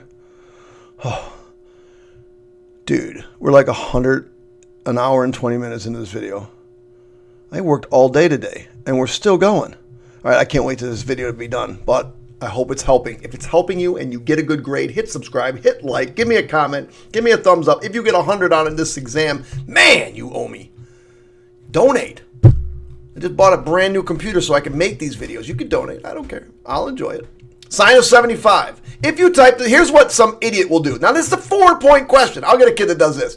You come over here and you do sine of 75, and it's 0.9659, 0.9659, 258, 26289, 26289. God, that was a really easy 4-point question. I wrote down all the decimals. That's exactly right. Dude, I'm telling you, I will catch you and I will beat you senseless. Now, my students are going to actually do this because they know this is a stupido answer. However, at the end, it's actually really nice because it allows me to check my answer. All right, so here's how it works. I'm sure you've done these problems before. I got to make 75 somehow. The only angles I know a lot about are 30, 45, and 60. So I need to see if I can come up with, or any reference angle that you come up with. Like, if this was an angle in the third quadrant, it might be 240, might be 210 degrees. You'd have to come up with angles that make 210. I don't know. Anyway, the answer is you almost always, it's going to end in 5 and you're going to use 45. So we're going to do sine of 45 plus 30. Oh, that utilizes 2 angles I know a lot about. Okay, I know I drew those arrows to the wrong place. That's because I'm tired. It's been a long day. Leave me alone. Stop yelling at me! You crazy? Dude, I'll turn this off. I will. Okay, don't tell your parents. I might have spiked the coffee a little bit. Okay, I spiked it with creamer. Leave me alone. All right. So, one of my flashcards says, if you see something that looks like this, what are you going to do? What are you going to do? Oh yeah, we go over to the formula sheet. Let's go to the formula sheet. Hi, formula sheet. How are you? Oh, my wife just walked by. She's calling a divorce lawyer. She's like, I don't know who that guy is, but clearly. Good night, everybody. Oh, she's going to bed. Wow, another fun night in front of the video with all my fans. My wife goes to bed. Get off the phone with the divorce lawyer. No, we'll still be married. 26 years almost, kiddies. Okay, so anyway, I got sine of A plus B. I'm going to use this formula right here. There it is. I'm going to use it. Pause it if you need to write it down because it's going away quickly. I don't even know what page I'm on, 10. There we go. So we're going to use this one right here. We're going to use that formula. And that formula says, what the? So we're going to use that formula. The formula is sine of A times the cosine of B plus the cosine of A times the sine of B. Now what's A and B? This is A and this is B. So we come back here and say, okay, this is the sine of 45 times the cosine of 30 plus the cosine of 45 times the sine of 30.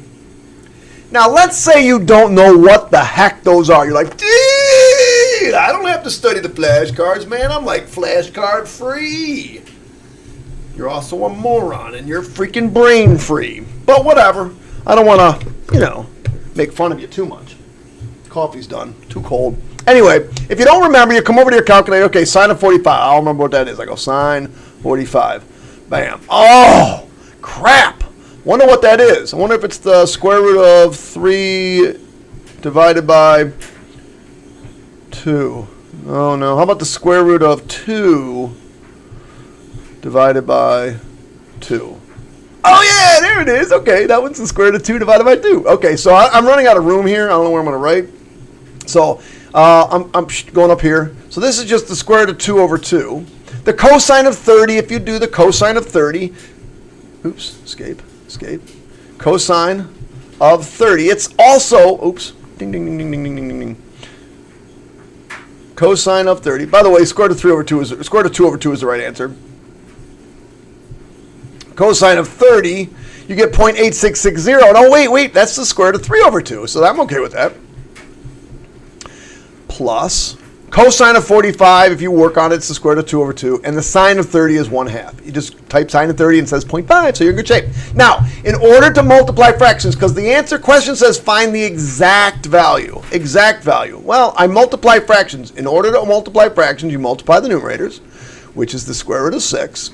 Multiply the denominators, square root of, or just 4, plus multiply the numerators, the square root of 2, over multiply the denominators 4. Now it says express as a single fraction, so I'm almost done. The square root of 6 plus the square root of 2 over 4. And there's the answer. Now, why did I say my kids would do this? I hope they do this. I hope they do this. But I hope they do this because I keep saying I hope they do this. Control division, because at the end here I say, okay, the square root of 6. Oops, I forgot this. Okay, it's control division. The square root of 6 plus the square root of 2 all over 4. Boom. 0.965999. Now, doesn't that look like what I wrote down here? Got it. We're not even to the 6-point questions yet. Okay, here we go. Find the measure of the missing angles and side of this triangle. So, remember, we're going to only label the vertices. A, B, C. They told us angle A is 32. Done. They told us little a is 12. Done. They told us little b is 10. Done. I have angle, side, side. Angle, side, side is what you're sitting on. Angle, side, side. It is the only time that when you have two sides, you use the law of sines. Normally, if I have two signs, I'm going to use the law of cosines. Side, angle, side, or side, side, side. But in this case, since I have two sides and an angle, I'm going to use the law of sines. It's the only time. So we'll just use the law of sines. 125 over the sine of 32 is equal to, 10. Oh, this is not 125. Woo! Crazy, man. I ought to be careful with what I wrote here. That's just side. All right, so 10 over the sine of b. So I do 12 times the sine of b is equal to 10 times the sine of 32. Now remember, since we're looking for an angle, that last step is going to be always inverse. Anytime you look for an angle, the last step is always inverse. We're going to divide by 12. We're going to divide by 12. So I'm going to get some stupid decimal. That's okay, because I know my last step is always inverse. Oh, I think I got it written down. Let me see if I got it written down. I do not. So let's go see what it is. So we'll go to our calculator. Control division 10 times the sine of 32 all over 12. 0.441599. 0.4415. Last step is inverse sine. So we're going to do control. No, we're not going to do control. We're going to do inverse sine. Escape. I don't know why this popped up again. So we're going to do inverse sine. I can't even get to the right button. That's how tired I am. Of the answer. Enter. 26.205. So B is equal to 26.205. Rounded to the nearest tenth. So B is equal to 26.2. Now to find A, since this is 26.2, I take 180. I subtract off 26.2, and I subtract off the original 32, and I get 121.8. So C is equal to 121.8. But we're not done yet. Sons of... All right, that's that. So now I just want to find some room. Now what I got to do is find the missing side. I know this right here to be 121.8. So now I need to find this missing side, this little c. Now lucky, I can just go, you can either use the law of sines or law of cosines on this one. I'm going to use the law of cosines because it's actually easier. So I'm going to do c squared is equal to. Now, if I'm going to find c squared, then that has to be on the opposite side. So down over here, I need to find cosine of 121.8. I know all you ADD control freaks are like, what is all this crap that's all over the place? All right, I got rid of it. So then I write 10 squared plus 12 squared minus 2 times 10 times 12 times. Now, this is the easy case of the law of cosine, so that's why I'm going to do it. So 10 squared plus 12 squared minus 2 times 10 times, those were 12s, right? 12 times the cosine of 121.8. Enter. 370 points. So remember, that's a stupid answer. 370.46939. 46939. And then I say, okay, I need to take the square root of that. Square root of the answer. And I get 19.247. So C equals 19.247. Rounded to the nearest tenth. Little c is equal to 19.2. Got it. Do we need to pause? Is the audio getting out of sync? Probably. I don't know what I'm talking about. Okay, kids, I'm back. I just want to say one thing. If you're watching this video and it's helping, that's great. But you can help me by hitting that subscribe button. I can't stress it enough. Hit the subscribe button. I think on every problem from now, I'm going to say hit the subscribe button just to annoy you until you do. Yeah, you, right there that didn't hit the red subscribe. Hit that subscribe button. I want to see my subscribership get up. Helps me do some things. I'm trying to, eventually I want to do a little bit of a business thing where I can do lots of these, and I think it's helping. It's a lot of my time. We're like an hour, I don't even know how long. Let's see how long we're in. We're hour and 36 minutes in. That's just kind of where I do the editing of the software. You'll notice I've already done all of these. Oh my God, this is so much fun. Anyway, if you ever want to know how to do these problems, just let me know. This is Camtasia Studio. It's how I do it. Still recording. Okay. All right. So I see this. Go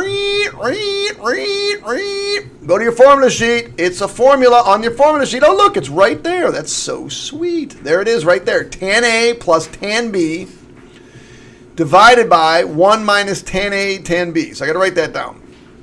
Of course, this went away. Of course, that doesn't like me. So I'm going to write that formula down right here.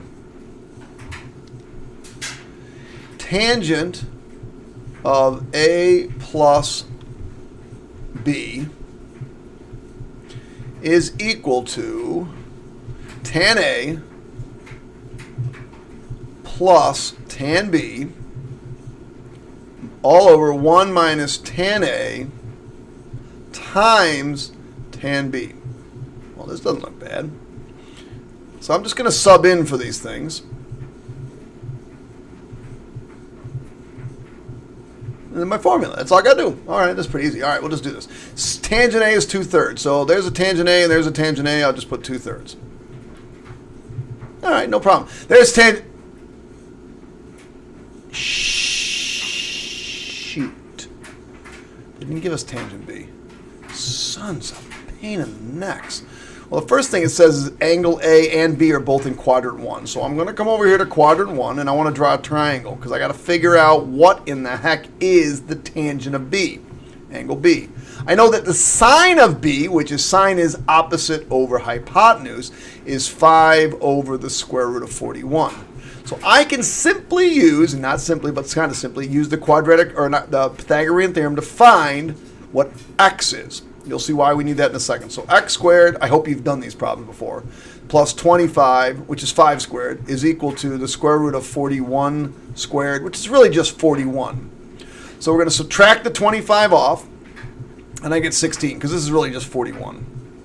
And that means x is equal to 4. All right, x is equal to 4. So what is the tangent of B? Tangent is opposite over adjacent. Oh, so the tangent is 5/4. So the hard part about that problem was this. Now, here's what I'm going to say to you. If you didn't know what the tangent of B was, make up something. Go 2/3. Put in 5/8. I don't care what you put in, and then type it in and get something, because you can always get partial credit. You know, like if you came through here and you said, oh, I think this is really 1/2, and this is really 1/2, this thing right here, right? And you said, I don't know why I did that. and you put that in, and it's a completely wrong answer, but you showed some work, you got a final answer, you might get an extra point or two. All right, so we got to put this in our calculator. I'm not going to do it because it's going to take, well, let me do it because I don't know if my answer is right. It looks kind of silly. God bless it, stop doing that. So control division, and I'm going to do 2/3, so 2/3 plus control division. What did we say? 5/4. 5/4 all over 1 minus control division, 2/3. 2/3 times 5/4. Control division, 5/4. Now, when you look at it, after you press this in, make sure this is exactly what it looks like. 23/2. 23/2. Tough question. All right, so here we go. It said solve for all values between 0 and 360. Notice not equal to 360 of this equation right here. Alert! Alert! Alert! Alert! God, that's freaking annoying. I'm even annoying myself. Look at this right here. What does that tell you? Formula sheet. It's on your formula sheet. It's on the right side of your formula sheet. It's not on the left side. It's over here on the right side. It's a double angle formula, and it's right there. There's only one of them this time. You don't have a choice. You have to pick that one. I don't know why when I come back to this one it doesn't do well. All right, so what we're going to do is we're going to replace it. Anytime you have a double angle, you have to replace it. So we're going to replace that sine of 2 theta with 2 sine theta cosine theta equals sine theta. That's what the equation is now. Now, this is actually an incredibly easy question that almost everybody F's up. By F, I mean funds up. Oh, God, I need some sleep. So anyway, what we're going to do to solve this is we're going to bring that sine over. So 2 sine theta cosine theta minus sine theta. By the way, you are not allowed to divide by sine theta. That you're not allowed to divide by a function. It's not going to happen. If you divide both sides by sine, it is wrong. It is wrong every single time. You'll end up with almost no solutions. All right, so here's what you got to do.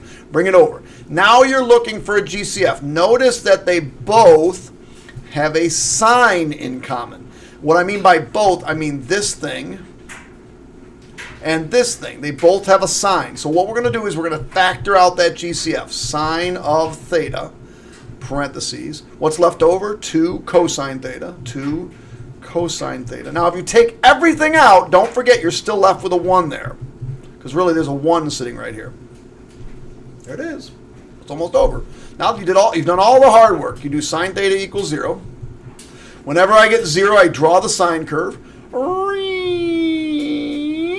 And where does it equal 0? It equals 0 at 0, 180, and 360. Remember, this is 180. This is 360. This is 0. And halfway in between these are 90 and 270. So my three answers here are 0, 180, 360. But if I remember correctly, I'm not allowed to use 360. So I've got 2 answers so far. 0 and 180. Now this is 2 cosine theta minus 1 equals 0. I end up with cosine theta equals 1/2. Now if you don't remember, you go to your calculator, you do inverse cosine of 1/2. It will tell you that theta is equal to 60 degrees. Since this is positive, I'm going to keep that as one of my answers. But remember, every time you do this, you almost always generate 2 answers. So while it's true that that's one of the answers, you got to find the other one. So all students take calculus. I need to find the 60-degree angle here. Well, that's 360 minus 60, and that's 300. So my last answer is 300. I'll be back. We have finally made it to the 6-point questions. In lieu of that, I've got some new pen colors. Purple! Let's do purple. And I got a blue one, too. Oh, wait, I might actually... No, that's a freaking highlighter, isn't it? Son of a gun. All right, I hope this is purple. All right, we'll work... Maybe I only got one color this time. Maybe next time I'll try to get another color. Okay, so... Whoa, back up the crazy train, girlfriend. We have to solve this. This was on last year's Algebra 2 or Algebra 2 Trig Final. And you end up with 5... You start with 5 cosine theta is equal to 2 secant theta minus 3. Now, when I first saw this question, I'm like, oh my God, that's freaking easy. Why would that be a 6-point question? It's linear. It's not even a quadratic. There's no squares anywhere. That's an easy question. That'll be, and then I go, oh, wait a second. What is that little thing right there? Yeah, that little thing right there, that little secant thing. What the heck is that doing there? They can't do this problem. And I'm like, oh, okay, it's not that bad. See, what you need to do is you're not allowed to solve with two different functions. So one of those needs to change. And since we always change things to either sine or cosine, this is the one right here that has to change. So I'm going to rewrite it with what that's equal to. Now, if you remember, it's really equal to 1 over cosine theta. Notice the 2 does not come along with it. Even though it's next to it, it does not come along with it. Minus 3. So this is really 5 cosine theta equals 2 over cosine theta minus 1. Now, the good news is I'm down to one trig function. The bad news is there's an F word in my effing problem, and I don't know what to effing do with it. It's all meant fun. I just meant fun. Factoring and fun. I want fractions. Yay! So listen, the easiest way to get rid of something that's in a denominator is to multiply everything through by that common denominator. So I'm going to multiply this by cosine theta. I'm going to multiply this by cosine theta. And I'm going to multiply this by cosine theta. Now, once you've done this problem's just about over with. It's really freaking easy. This is 5 cosine squared theta. Now we got a square, and I knew we were going to get one, is equal to, these cancel, 2 minus cosine theta. All right, now I have a quadratic. I just have to solve. Now I've gotten past the hard stuff, the weird stuff. Don't be a quitter. Try something. You get some partial points. So we get 5 cosine squared theta plus cosine theta minus 2 equals 0. All I did was bring those over to the other side. Now we're going to factor. Ching, ching, ching, ching. Now I'm going to factor this, but I'm going to check it using my calculator as I've done in the past. So can't seem to want to move that down. There you go. I know it's got to be, ooh, let's go back to purple. I know it's got to be 5 cosine theta. It's kind of ugly, actually. Times cosine theta. And I got to get 2. So let's go 2 here and 1 here. And let's make this positive and let's make this minus. Is that going to work? 5 minus 2. That's not going to work. Did I mess something up? Oh, I messed something up. Son of a gun. How did I miss it? I put a minus 1 here, and this should have been a minus 3. So I apologize for that. This should be 3. That means this should be 3. That means this should be 3. Okay, I apologize for that. So I missed this. This is a 3, so this should have been a 3. This, I should have had a 3 here, and a 3 here, and a 3 here. So I apologize. Go back and put those 3s in. I apologize. Don't kill me. Don't hurt me. No bad. All right, so I think I was right then. So minus 2. So this gives me positive 5 and minus 2.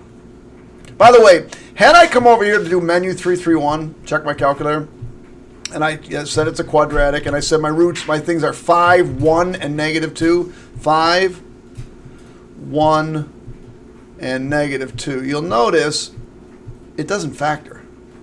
It's just like, look at these ridiculous answers. That's not going to be it. Not on a problem like this. So what I really needed to do is have this as a 3.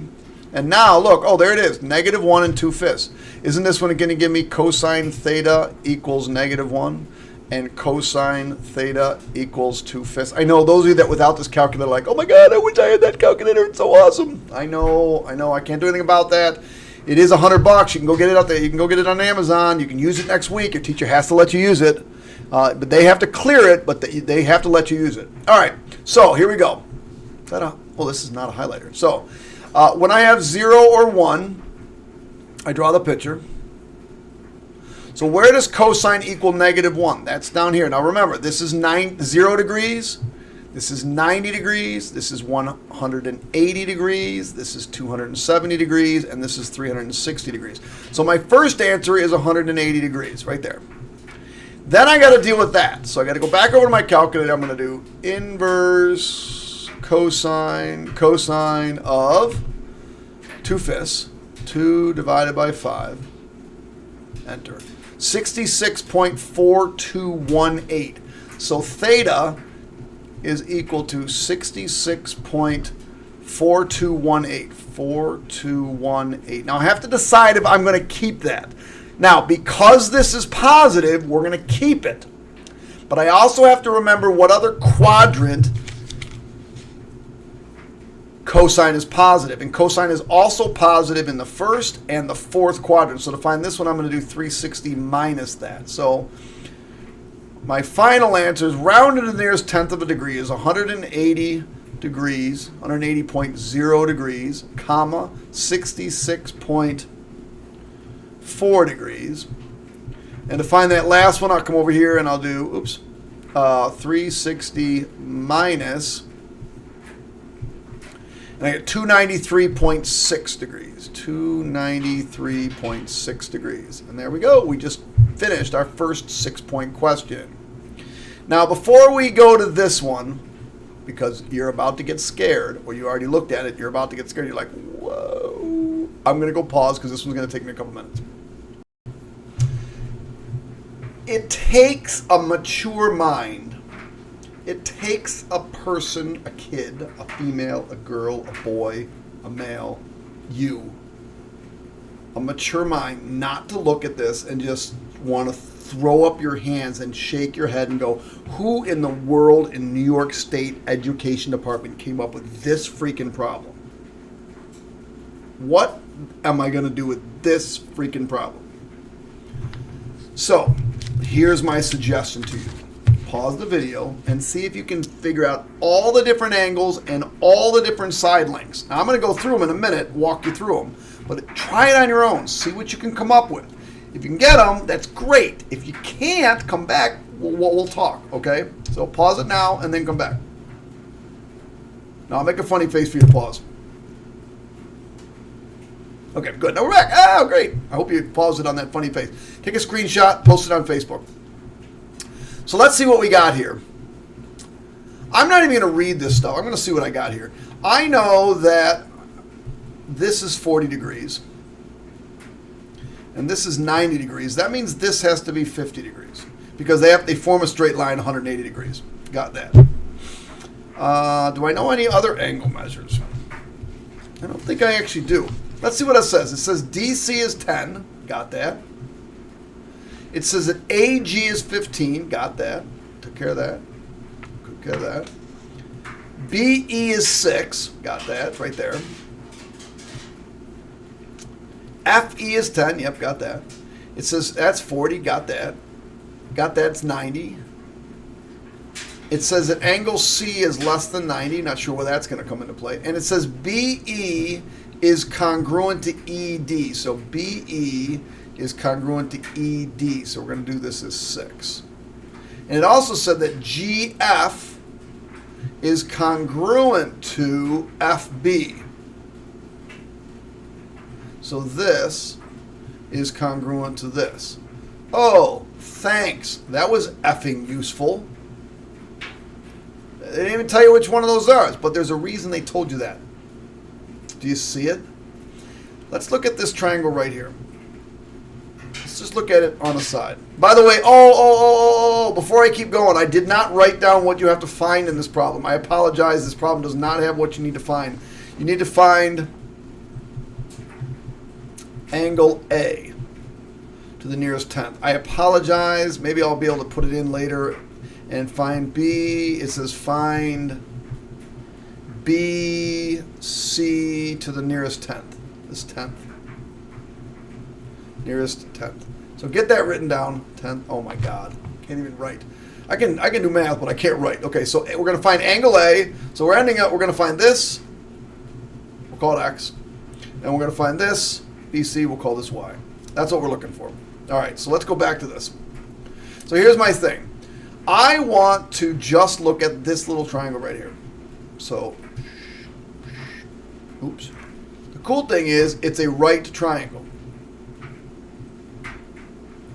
Where this is 6, this is 10, And this I don't know, but I can find it because it's a right triangle. And I hope you all recognize this as a 3, 4, 5. I'm not going to go through all this work, but if you do x squared plus 6 squared equals 10 squared, you'll end up finding out that this is equal to 8. Oh, okay. That's 8. Well, if that's 8, then so is that. Well, if that's 8 and that's 8, that whole side there is 16. Well, that side is opposite the first thing I have to find, which is right there. So I'm going to do 16 over the sine of, I should call it A, sine of A is equal to 15 over the sine of 40. Oh, that's not too bad. 15 over the sine. This is just a law of science question. That's not bad. 15 times sine A, yeah, it's all the prep work, is equal to 16 times the sine of 40. Divide by 15. Now, because I'm looking for an angle, the last thing we're going to do is inverse. So when I type this in, I'm just going to tell you right now, you get 0.685640. If I inverse sine that, I get A equals 43.2859. So A equals 43.3. There it is. 43.3. All right. That's it. That's the first part. Okay, that's not bad. That's not bad. I got that. Okay, I got that.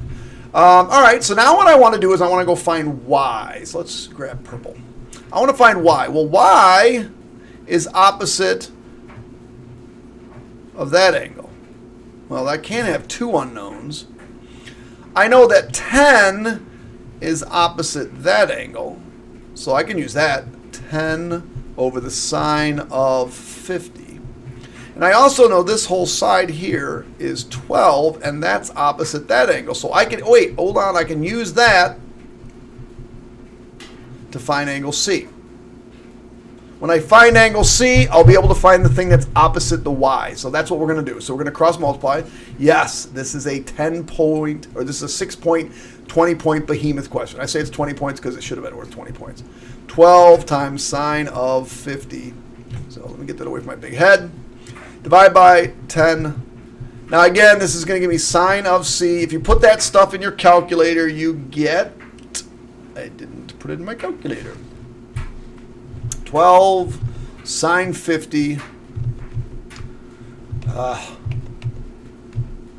12 times the sine of 50 all over, what in the hell is that? Sorry, parents, I know I swore again. I'm getting tired. Times the sine of 50 all over 10. And I get 0.919.9192533. 2533. So I get C is equal to, we'll inverse sine that.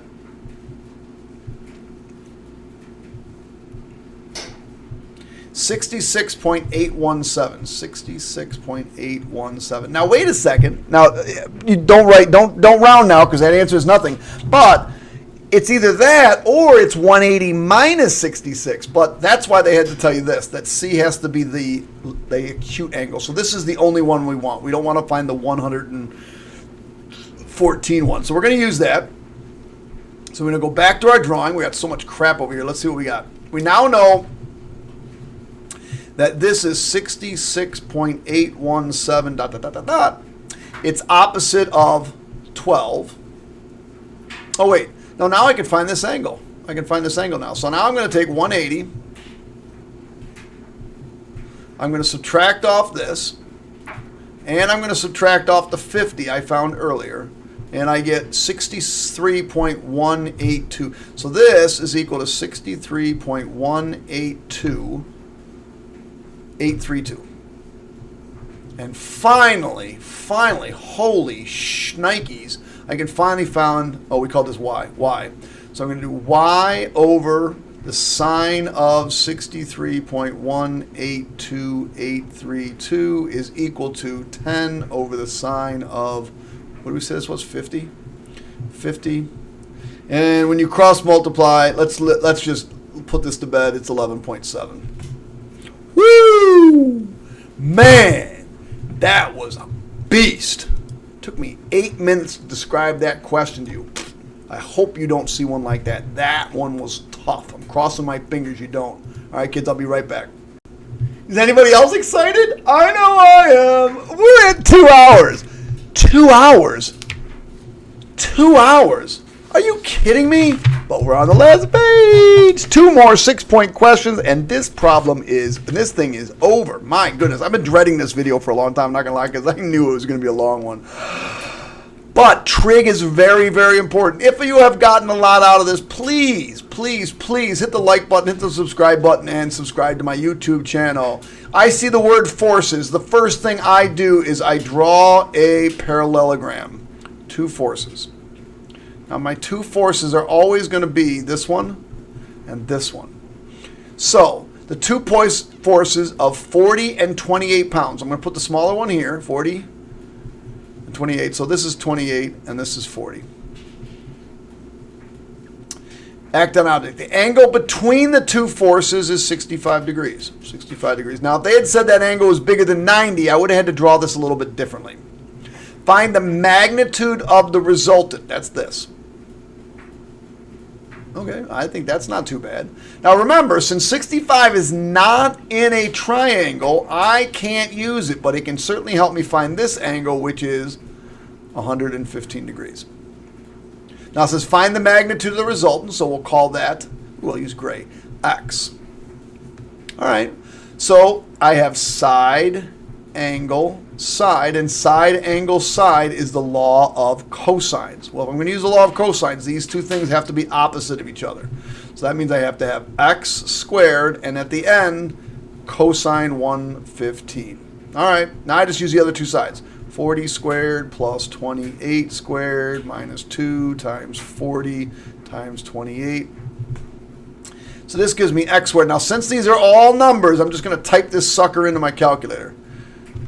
40 squared plus 28 squared minus 2 times 40 times 28 times the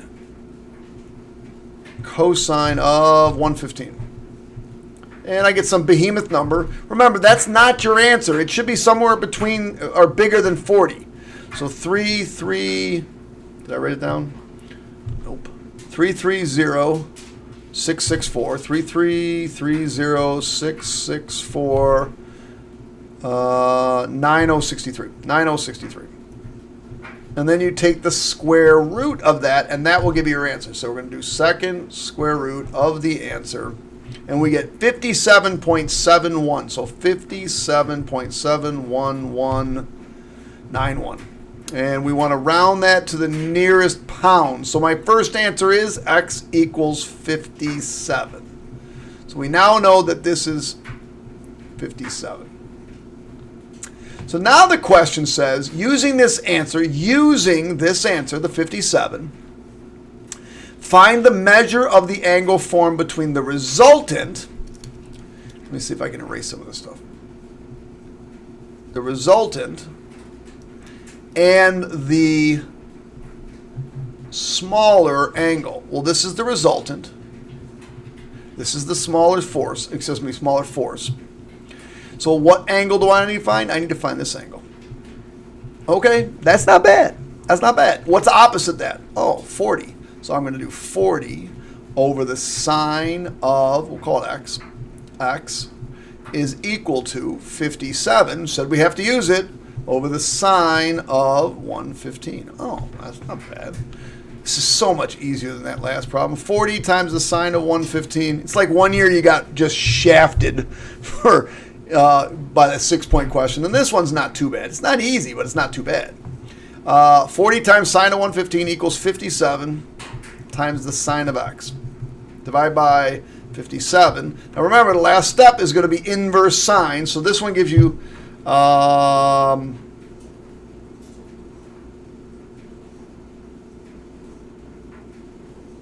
my gosh. I'm sorry, kids. I just realized I made a mistake. I'm so stupid sometimes. I'm just getting tired. I got to round this to the nearest pound. Well, the nearest pound would be 58, not 57. So I hope you all caught that. And I just fixed it. So 58 and 58. And then when you do this, you get sine inverse. Sine of x is equal to 0.62503. Inverse sine that, you get x equals 38.68, or x equals 39 degrees. All right, I apologize. It should be 58 and 39. Last problem, children. Last problem. Yay. All right. How much time? Do I have time? Yes.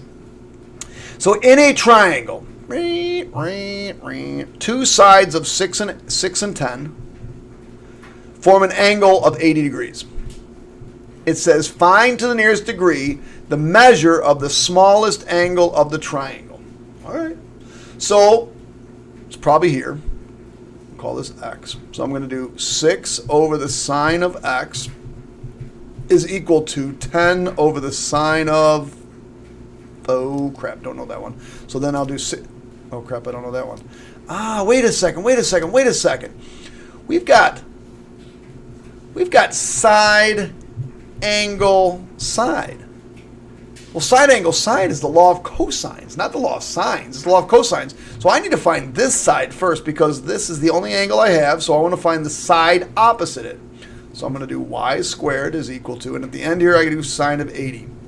And then I'm going to use these two sides to fill in the b and the other two. So it's 6 squared plus 10 squared minus 2 times 6 times 10 times the sine of 80. Since this is all numbers, I'm just going to type that crap into my calculator. And when I do that, I have it written down here. It's 115.1621162218. Now, that's y squared, so the last thing I got to do to find y is to take the square root. So I take the square root of it, and I get 10.731366. Now, what a stupid kid does, really stupid, but you're not stupid because you're listening to me, so we're great, is round that answer. I don't want to round that answer. The only answer I'm going to round is whatever the smallest angle is. Don't round early. I haven't said that enough. By the way, hit the subscribe button in a while. You don't have to hit it once. All right, so we're going to use that y that we just found. We know, but we're not going to round it because if you round early, you're done. So 10.731366. So now we're going to use it to find this angle. So now I can do 6 over the sine of x is equal to 10.731366 over the sine of 80. Cross multiply, I get 10.73136, whatever that is, 6, times the sine of x. Since I'm looking for an angle, that last step is going to be inverse. Inverse sine in this case is equal to 6 times the sine of 80. Let me change colors real quick. So I end up divide by 10.731366 and divide by 10.731366. So I end up with sine of x equals, didn't write that in, so we're going to do, get off my screen, control division. And we do, what are we doing? 6 sine 80, so 6 times, control division, 6 times the sine of 80 divided by, oh, I lost it. Well, let's see if I have this written down right. I lost the thing, 0.731. I don't like doing it this way. I don't like hit the hand type this in. 366. Hopefully this turns out all right. All right, so 0.55. So that's what I get there is equal to 0.55. Don't round early. 0614. Only when you're about to circle the answer do you round 45. Now I'm going to do inverse of that. So this one, inverse of my answer equals 33. I did it right. So x equals 33.409180918. And since it said rounded to the nearest degree, my final answer on this final huge bracket is 33 degrees, and that's the only answer that was acceptable. Oh my gosh, over 2 hours. Oh, you all owe me. Okay, you don't owe me. You know what you owe me? You owe me a kick ass grade on that Regents exam. And if you don't like the word ass, I apologize. I don't really care after 2 hours. I want you to crush this test. I want you to do the very best. If you get 100, please let me know, but you're going to have to show me proof, and you can go on my wall of fame. I only have 4 names on my wall of fame. It's sort of embarrassing. I'm not going to lie. Where the heck is my wall of fame? Go here. If you go to my website, you will see my Hall of Fame. I only have 4 kids. I had 2 kids last year that got hundreds. And because I just started this last year, I only have 2 kids that showed me proof that they got 100 from using some of the stuff I helped. So I'd love for you to be on my Hall of Fame. Thanks for coming, kids. If you stuck out 2 hours, you're freaking crazy. Just saying that right now. But you're going to rock this test. I hope you learned something from me. This is Krause, and I am out.